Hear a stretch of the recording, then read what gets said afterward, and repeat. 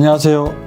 말씀 묵상의 이광재 목사입니다. 예수님께서 바리새인들에 대한 교훈을 점점 더 강하게 메시지를 전하고 계십니다. 오늘은 앞으로 7개의 화에 대해서 화 있을진저 시리즈가 이어질 텐데요. 오늘은 5개의 화에 대한 부분들을 말씀하십니다.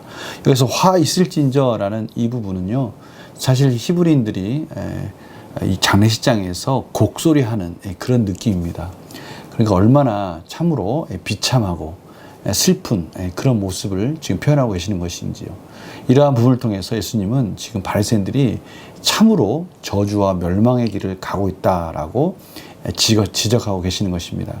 어떠한 부분이 그러한 부분인지를 저희들이 잘 이해할 때 혹시나 저희들 삶 속에서도 이런 모습이 있지 않을까라는 것에 대해서 교훈을 삼는 그런 시간들이 되기를 간절히 소망합니다. 제가 기도하고 시작하겠습니다. 하나님 아버지 감사합니다. 오늘도 하나님께서 저희들에게 꼭 필요한 말씀, 꼭 들어야 할 말씀을 이 시간에 저희들이 허락하신 줄을 믿습니다.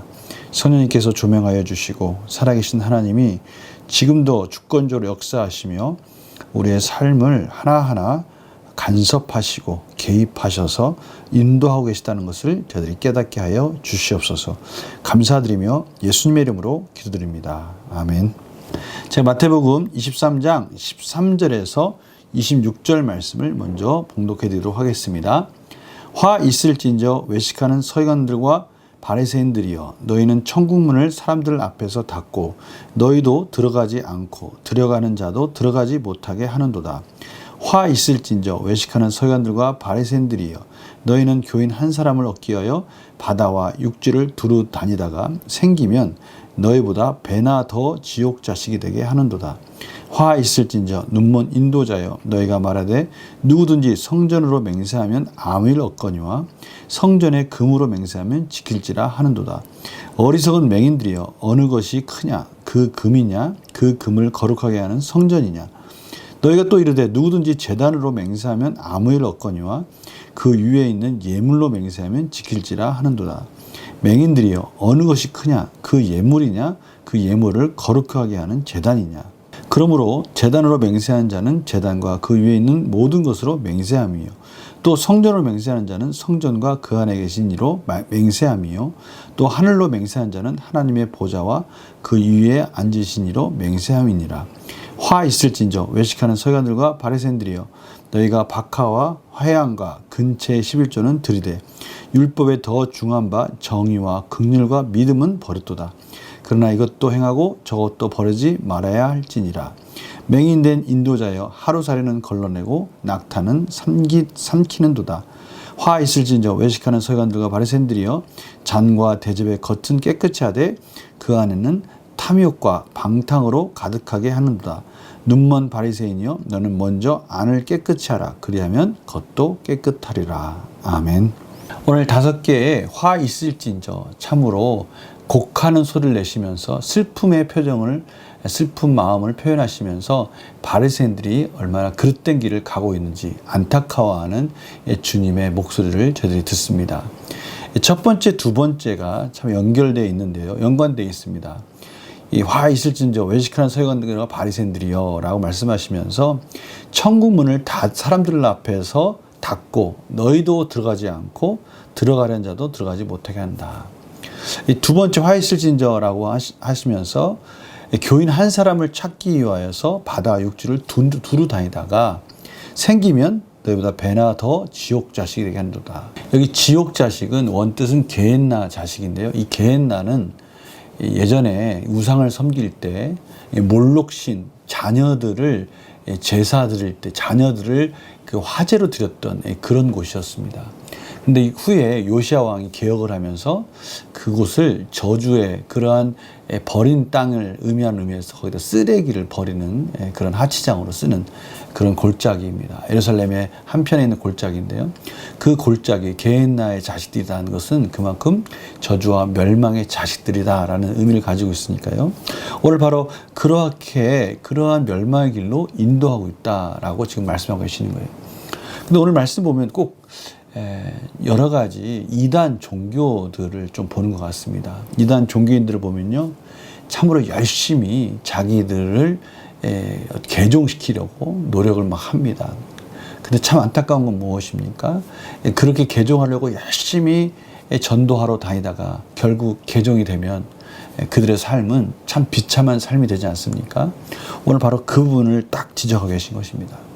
이들이 전도를 열심히 합니다. 유대교로 개종하려고 참으로 이 당시의 문헌을 찾아가 보면요. 정말 유대교로 개종하려고 하나님을 경외하는 자들을 유대교로 개종하는 그런 일들을 참으로 열심히 했다고 합니다.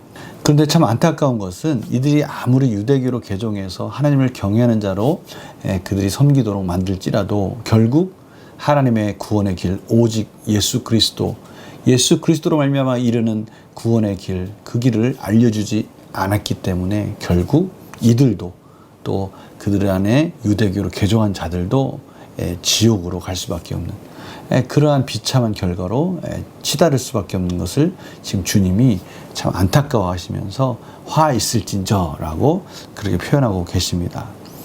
그리고 나서 또 눈먼 자, 이런 자들을 눈먼 인도자라 이렇게 말씀하시면서 중요한 본질적인 부분을 그것을 지키지 않고 그거 외에 다른 많은 율법들을 만들어가는 것에 대해서 참 안타까워 계십니다. 성전으로 맹세하면 아무 일 없거니와 성전에 금으로 맹세하면 지킬지라. 참으로 이것은 내용과 형식에 있어서 형식적인 부분에 지금 치중하고 있는 그러한 일들에 치중하고 있는 그 열매들은 또 얼마나 비참하겠습니까? 저희들은 분명히 깨달아야 됩니다. 저희들이 말씀에 순종한다라는 것은 어떤 우리의 의무이기도 하지만 우리가 그 말씀에 순종했을 때 따라오는 참으로 복된 인생을 약속하신 하나님의 의의 열매를 맺어가는 것까지도 저희들은 연결되어 있다는 것을 저희들은 생각해야 됩니다. 반대로요. 하나님의 말씀에 온전히 순종하지 않는다는 것은 하나님의 진리의 말씀을 온전히 이해하지 못하고 그 길을 따라가지 않는다는 것은 저희들이 비참한 삶으로 갈 수밖에 없는 것을 말하는 것이죠. 지금 바로 유대인들이 그렇게 인도하고 있는 것입니다. 보십시오. 성전으로 맹세한다. 중요한 것은 성전에 계신 하나님을 향한 맹세 아닙니까? 이 부분에 대해서 예수님께서 분명히 말씀하십니다. 성전으로 맹세한 자는 성전과 그 안에 계신 이로 맹세합니다. 하나님께 대한 맹세라는 것이죠. 하늘로 맹세한 자는 하나님의 보좌와 그 위에 앉으신 이로 맹세합니다. 그래서 저희는 참 하늘로도 함부로 맹세하지 마라. 왜냐하면 하나님의 보좌에 대한 하나님께 대한 맹세라는 것이죠. 정말 중요한 것은 저희들의 마음입니다. 마음. 우리의 마음의 중심이 하나님께로 향해져 있다면 그 하나님께로 향해진 그 마음 안에 형식이 따라가는 것이죠. 껍데기만 있는 것이 아니라 우리의 마음의 중심까지도 같이 따라가야 그것이 진정으로 하나님이 기뻐하시는 예물이 될 수가 있고요. 하나님이 기뻐하시는 서원이 될 수가 있는 거 아니겠습니까? 오늘 바로 그런 부분을 지금 가르쳐주지 않고 있는 바리새인들에 대해서 화 있을진저라고 말하는 것이죠. 아니 어쩌면 이들이 가르쳐주지 않은 것이 아니라 스스로 이 종교적인 율법적인 부분에 그들이 그것을 가지고 구원 얻을 수 있다라고 지금 말씀을 그릇되게 이해하고 있었고요. 그릇된 말씀에 대한 이해가 그들의 삶이 더 비참해지고 있음에도 불구하고 그것을 깨닫지 못하고 있는 그런 안타까운 모습까지 연결되고 있는 것을 저희들이 알 수가 있는 것입니다. 오늘 마지막 5번째 화 있을진저라고 말씀하시면서 잔과 대접의 겉은 깨끗하되 그 안에는 탐욕과 방탕으로 가득하다.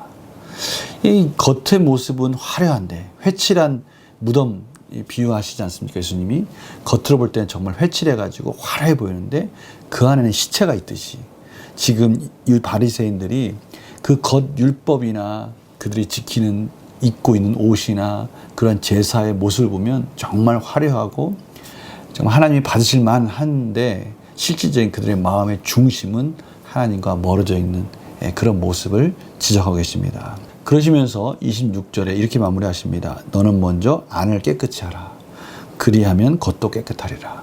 그 마음과 중심이 예수 그리스도로 말미암아 하나님의 은혜 가운데 성령님이 거하실 때 하나님의 놀라우신 사랑과 이웃사랑과 하나님의 사랑이 가득할 때 그 안에서 나타나는 그 열매들은 하나님 받으시기에 기뻐하신 열매가 당연히 맺혀질 것이다 라고 그렇게 말씀하고 있습니다. 문제를 한번 풀어볼까요? 예수님께서는 왜 서기관과 바리새인들에게 내면을 깨끗이 하라고 말씀하십니까? 오늘 말씀을 통해서 예수님은 이 바리새인과 서기관들이 겉으로 보이는 것은 화려해 보이는 것 같지만 그들의 마음의 중심은 하나님과 멀어져 있는, 하나님의 뜻 가운데 순종하고 있지 않은, 하나님의 마음을 정확하게 이해하지 못하는 그러한 모습들을 지금 말씀하고 계시는 것입니다. 이것을 어떻게 알 수 있습니까? 이 예수님께서 당시에 유대인들을 바라보시면서 수고하고 무거워진 자들아 다 내게로 오라 라고 말씀하고 계셔요. 그 수고하고 무거워진 자들이 바로 이러한 상태인 겁니다. 겉으로 무거운 율법적인 것들 때문에 힘들어하고 지쳐 있는 거예요. 이것은 하나님의 복음이 나타내는 열매가 아닙니다. 하나님의 복음이 저들에게 오면 참으로 말씀 안에서 저희들은 자유함을 누리게 되고요. 정말 예수 그리스도 안에서 평안과 위로와 안식을 저희들이 갖게 되는 것입니다. 이것이 하나님의 말씀이 주는 진정한 위로와 열매입니다. 서기관과 바리새인들은 예수님께서 지적하신 대로요, 그 무거운 짐을 다 짊어지게 하고 자기들은 손가락만 까딱까딱 하면서 비판하고 지적하는 이러한 모습들을 보면서 삶이 얼마나 비참해지는 삶으로 인도하고 있는 것을 저희들이 알 수가 있습니다. 저희들의 신앙생활들을 한번 이런 관점에서 점검해 봐야 됩니다. 그래서 느낀 점을 보면요, 형식적인 신앙에 갇혀 예수님께 내면을 깨끗이 하라고 지적받는 종교 지도자들을 보며 무엇을 느낍니까? 형식적인 면에 취해가지고 실질적으로 저희들이 복음 안에 자유를 누리지 못하고 있다면 혹시 저희들 안에 이런 바리새인들과 같은 삶이 있지 않은가 한번 돌아봐야 된다는 것이죠.